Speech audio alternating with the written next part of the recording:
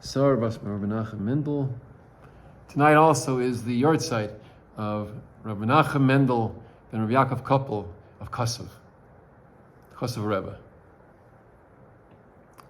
Okay, so we're talking about the essence of what Keser is, and yet Keser is the quintessential connector.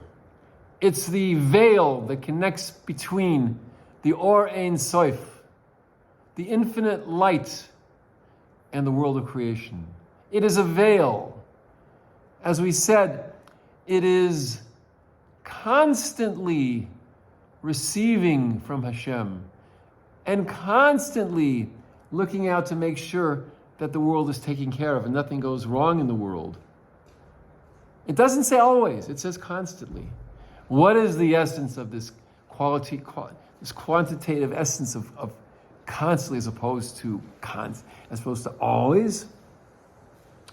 And that's the difference between Keser, as we're going to learn more of when we get to the sensory nerves and the brain, and Chokhmah. Both receive from that which is above them. Keser receives from the Or Ein Sof and gives to everything below it. And Chokhmah receives from Keser and brings into practical application everything in the world. Kulam b'chokhmah sita. And so the difference between the two of them is, as we mentioned,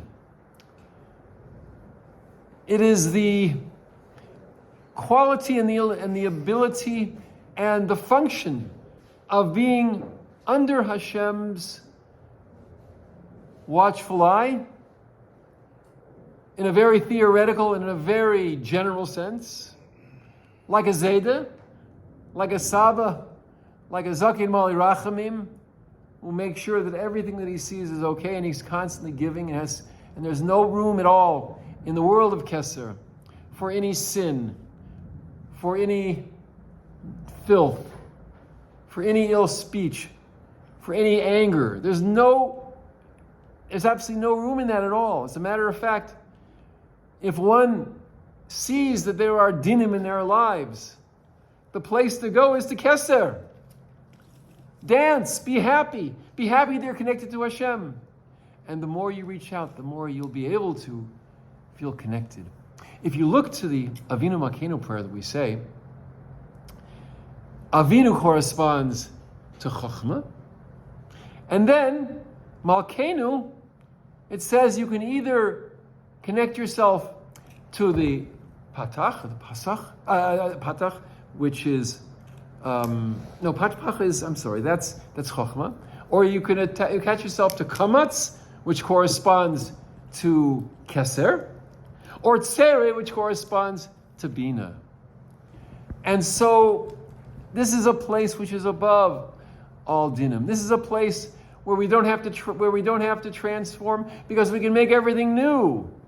It's above the need to do tshuva, as we're going to learn the difference between the two of them. And that, my friends, is our introduction to how we can make the 10 spheros part of our lives. Next week, I wanted to do it this week, but we're really out of time. I wanted to go into the origin of the word sphera, what its function is, where the word comes from. The Sefer Yetzirah speaks about it, the Ramak speaks about it. Ezra Hashem, we'll talk more about the sphera of Keser, and we'll speak specifically about the origin of the word sphera.